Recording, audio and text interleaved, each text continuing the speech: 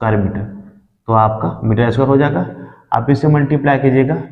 Hello student, DRM study पे आप लोगों का स्वागत है। जैसा कि आज मैं 21 का डी आप लोग के लिए लेकर के आ गया हूँ क्लास 6 का, ठीक है ना। तो हम लोग एक एक क्वेश्चन 1 बाय 1 करके क्वेश्चन हम लोग है जो सॉल्व करता जाएंगे, ठीक है ना।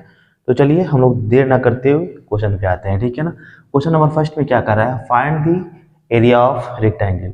मैं आपको ऐसा सिखा दूंगा, आप सिर्फ ध्यान से देखते रहिए वीडियो, कि आपको वो कॉन्सेप्ट क्लियर अच्छे तरीके से करवा दूंगा, ठीक है, ताकि कोई क्वेश्चन में आपको कोई दिक्कत कोई प्रॉब्लम नहीं रह जाए, ठीक है। देखिए फर्स्ट नंबर क्वेश्चन में क्या है, बोल रही है कि आपको एरिया निकालनी है, ठीक है। एरिया ऑफ रेक्टेंगल, तो मैंने फार्मूला लिखवा चुका हूँ आप लोगों को। एरिया ऑफ रेक्टेंगल क्या होती है, एरिया ऑफ रेक्टेंगल जो होती है एल इंटू बी होती है, ठीक है। क्या होती है, एल इंटू बी होती है, ठीक है। देखिए पहले क्या है, लेंथ कितना आपके 46 मीटर है, 46 सेंटीमीटर है, इंटू कितना है आपको 25 सेंटीमीटर, ठीक है। जब आप मल्टीप्लाई कीजिएगा 45 इंटू 46 इंटू 25, देखिए आते करते हैं कैसे कैसे मल्टीप्लाई की जाती है। तो 46 इंटू 25 है ना, या फिर आप 25 इसे मल्टीप्लाई कीजिए, तो 25 6 जा 150 और 25 4 जा 100, 0511, तो आपका आंसर निकल करके आ जाएगा कितना, 1150 सेंटीमीटर स्क्वायर। ये आपका आंसर निकल करके आ गया किसका, फर्स्ट का। सेकंड का अगर निकालते हैं हम लोग, area of rectangle, area of rectangle L into B, okay. आपकी लेंथ कितनी दी हुई है, 9 इंटू 6 है ना स्क्वायर, तो 9 6 जा 54 metre square, okay. Simple question है। आपका क्वेश्चन नंबर थर्ड देखिएगा, तो कितना आपका 14.5 इंटू 6.8 है ना। एरिया ऑफ रेक्टेंगल लिखिएगा, एरिया ऑफ रेक्टेंगल क्या है आपका 14.5 इंटू 6.8 है ना। जब आप इसे मल्टीप्लाई कीजिएगा, देखिए सिंपल मल्टीप्लाई करने का तरीका है 4 5 इंटू 6 8, 8 5 जा 40 और 14 8 जा 112 और 12 और 4 बच गया था आपका 16, ऐसे मल्टीप्लाई कीजिएगा तो 6 5 जा 30 है ना, और फिर 14 6 जा 84 है ना, 14 6 जा 84 और 3 बच गया था आपका तो 87 हो जाएगा, 0 6 8 9। तो आपका आंसर कितना आ जाएगा 9860, कितना नंबर पहले पॉइंट 1 2 2 नंबर पहले पॉइंट, इतना हो जाएगा आपका क्या है, मीटर है तो मीटर स्क्वायर हो जाएगा, ओके। चलिए क्वेश्चन नंबर 4, क्वेश्चन नंबर 4 में क्या है, एरिया ऑफ रेक्टेंगल है ना, एरिया ऑफ रेक्टेंगल। मैं आशा करता हूं कि आप लोगों को ये क्वेश्चन में प्रॉब्लम नहीं होती होगी, है ना, लेकिन मेरी फर्ज बनता है कि मैं आप लोगों को समझा दूं। देखिए यहाँ पे एक लेंथ में दिया हुआ है, एक लेंथ है आपका मीटर और सेंटीमीटर में, लेकिन एक ब्रेथ है वो कितना आपको प्रॉपरली आपका दिया हुआ है किसमें, सेंटीमीटर में। तो आप निकाल लीजिए, इसमें अगर सेंटीमीटर में निकालना चाहिए, मीटर में निकालना चाहिएगा तो 2.05 मीटर हो जाएगा इंटू 0.60 मीटर हो जाएगा, है ना।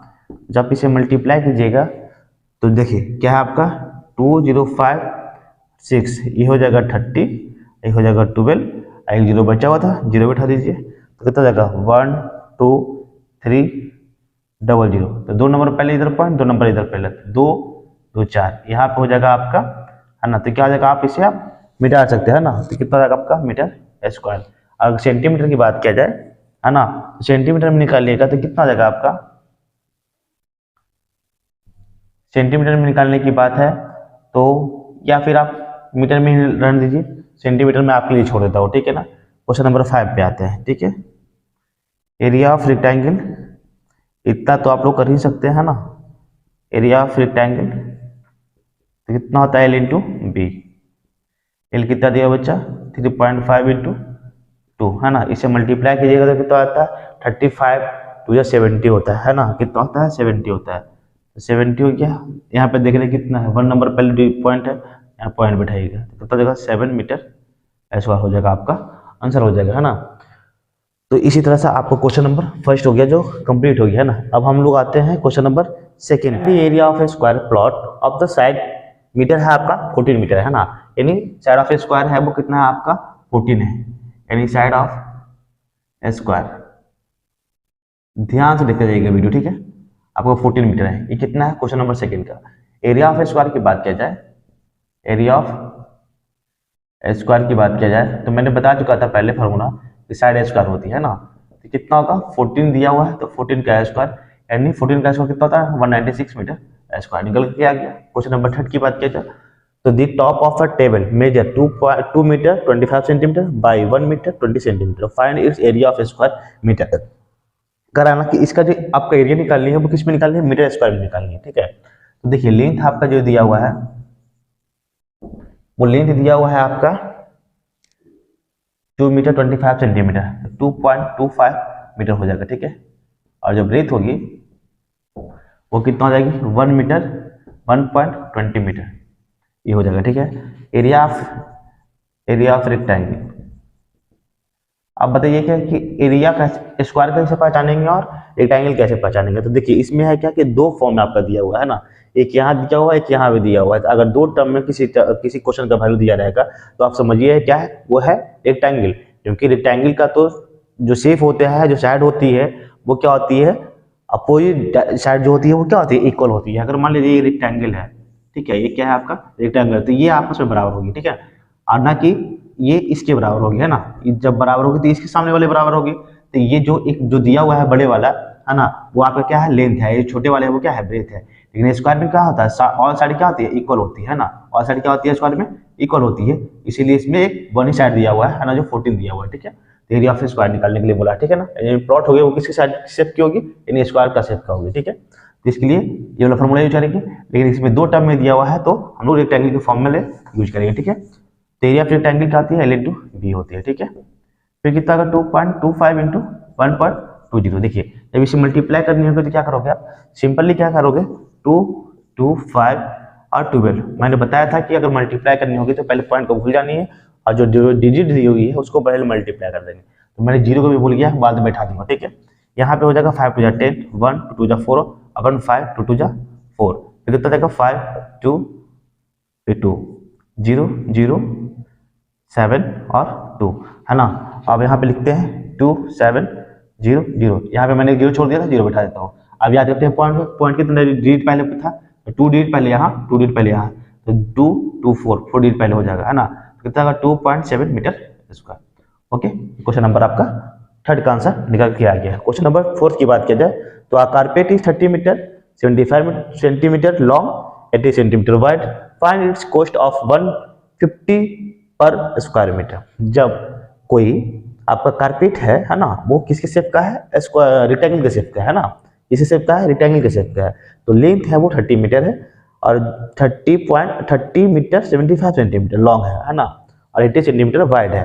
तो जो कारपेट बिछाने के जो चार्जेस कर रही है वो कितना कर रही है, यानी 150 रुपीज पर स्क्वायर मीटर का, है ना। तो इससे पहले देखिए क्या निकालना होगा आपको, एरिया निकालनी होगी, है ना। एरिया ऑफ रेक्टेंगल क्या आ जाएगी L इंटू बी, क्या आ जाएगी L इंटू बी।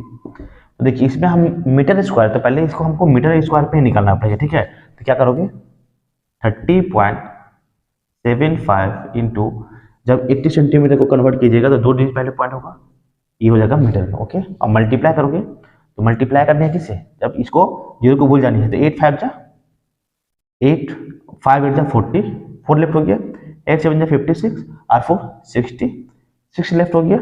तो 0 में 6 से मल्टीप्लाई 8 में मल्टीप्लाई कर तो 0 ही आएगा, यानी 6 लिख सकते हो यहाँ पे आप, ठीक है। 8 से जा 24 लिख दिया मैंने, 2 डिजिट पहले पॉइंट यहाँ, 2 डिजिट पहले पॉइंट यहाँ, 2 4 यहाँ पे आ गया, कितना आएगा 2.46, है ना, ये मीटर स्क्वायर हो गया, है ना। तो जब बताइए कि जब एरिया इतना है तो इतना रुपये पर मीटर स्क्वायर का चार्ज कर रहा है 150 रुपीज, तो बताइए कि 2.546 मीटर जब स्क्वायर वो काम करेगा तो कितना रुपया होगा, है ना। तो टोटल कॉस्ट निकालिएगा, टोटल कॉस्ट ऑफ कारपेटिंग, है ना। तो क्या कीजिएगा 150 इंटू 2.46, इसको आप हटाइएगा 00 0 0 0 0, ये 3 बार में, ये 2 बार में। समझ में आ रही है? 5 3 15, 5 2 10। फिर आप इसे काटोगे तो कितना 1 बार में और 23 बार में, यानी 3 × 1 2 3 = 3 3 9 है ना, और 2 3 36। इतना रुपया आपका चार्जेस करेगा। ठीक है, तो चलिए हम लोग क्वेश्चन नंबर आते हैं 5 पे। अब हम लोग स्टूडेंट आ गए हैं क्वेश्चन नंबर 5 पे। ठीक है ना, बोला how many envelopes can be made out of a sheet of a paper 3 metre 25 centimetre by 1 metre 72 centimetre in each envelope requires a piece of paper of size 18 centimetre by 12 centimetre. देखिए ये कह रहा है क्या कि एक envelope बनाने में आपकी जो रिक्वायरमेंट आ रही है साइज ऑफ पेपर की वो 18 सेंटीमीटर और 12 सेंटीमीटर है ना। तो बताइए कि इतना सेंटीमीटर, इतना मीटर, इतना सेंटीमीटर, इतना मीटर, इतना सेंटीमीटर का इन्वेलप पेपर बनाने के लिए कितना पेपर का यूज होगा है ना। तो देखिए यहाँ पे क्या कह रहा है क्या कि नंबर ऑफ इन्वेलप निकालिएगा है ना। क्या निकालिएगा? नंबर ऑफ इन्वेलप निकालिएगा। तो क्या कीजिएगा कि आपका क्वेश्चन नंबर 5 है ना, number of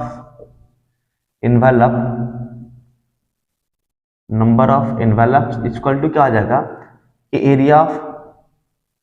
area of envelope है ना, area of envelope equal to area of paper है ना।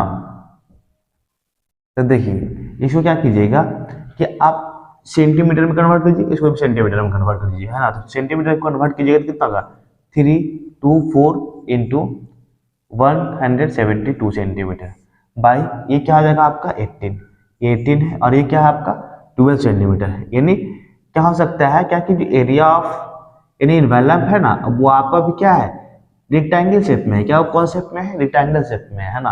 यानी ये हो गया आपका एल, ये हो गया आपका बी, और जो साइज ऑफ पेपर है वो भी आपका क्या है किसी शेप में, रेक्टेंगल का शेप में है। तो ये हो गया, ये बी हो गया। बात समझ में आ रही है इतनी?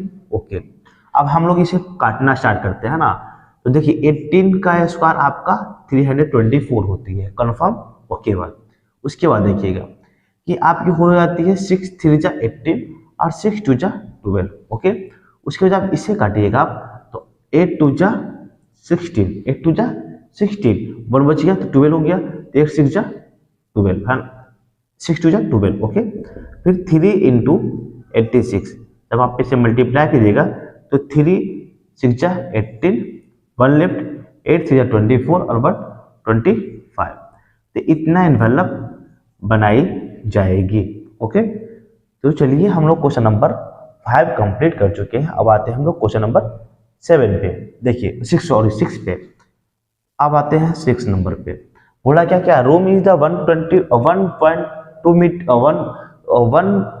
12.5 metre long and 8 metre wide. ठीक है, a square carpet 8 metre is the laid on its floor.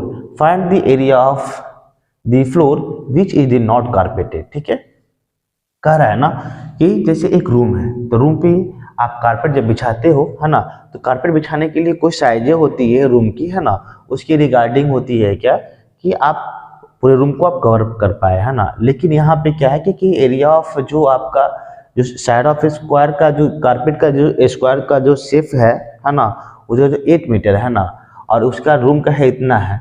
तो बताइए कि इतना साइड वाले स्क्वायर का जो कारपेट आएगी तो बताइए कितने रूम का कवर कर पाएगा और कितने रूम को कवर नहीं कर पाएगा है ना। कारपेट से कितना कवर हो पाएगा और कितना नहीं हो पाएगा। तो बोला क्या कि floor which is the not carpeted है ना, कितने फ्लोर है जो कारपेटेड नहीं किया हुआ है ना। तो आप निकाल लीजिए पहले क्या कि area of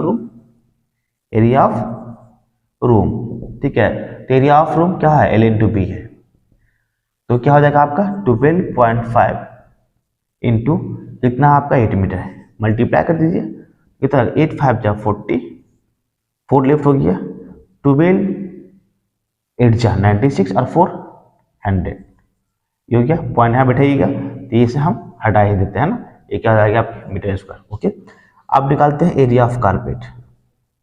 area of carpet तो कितना आपका है साइड, ये है यानी साइड का स्क्वायर, ये साइड का स्क्वायर हो गया। यहाँ पर कितना 8 मीटर है, 8 मीटर हो जाएगा। तो 8 मीटर का स्क्वायर कितना हो जाएगा 64 मीटर स्क्वायर। कितना हो जाएगी 64 मीटर स्क्वायर। आप बोल रहा है क्या कितने एरिया है जो नॉट कारपेटेड है ना, तो बोल रहा है क्या कि फ्लोर विच नॉट कारपेटेड। देखिए area of room minus area of carpet को आप सब्ट्रैक्ट कर दोगे, ओके, कारपेट को। तो एरिया ऑफ रूम कितना है आपका 100 मीटर स्क्वायर और 64 मीटर स्क्वायर। तो जब 100 में 64 मीटर स्क्वायर को सब्ट्रैक्ट कीजिएगा तो 36 मीटर स्क्वायर आपका आंसर निकल के आ जाएगा। यानी इतना एरिया है जो आपका कारपेट से ढका हुआ नहीं है। समझ में आ रही है इतने बात क्वेश्चन का? ठीक है, अगर इतनी समझ में आ रही है तो क्वेश्चन नंबर हम लोग 7 पे आकर देख लेते हैं ना। तो अगर मैं सॉल्व करवा पा रहा हूँ यहाँ पे, या फिर थोड़ा सा मैं इरेज कर पाऊँ, इरेज कर लेता हूँ, है ना, इतना आप लोग लिख लीजिएगा, ठीक है। मैं इसे इरेज कर ले रहा हूँ।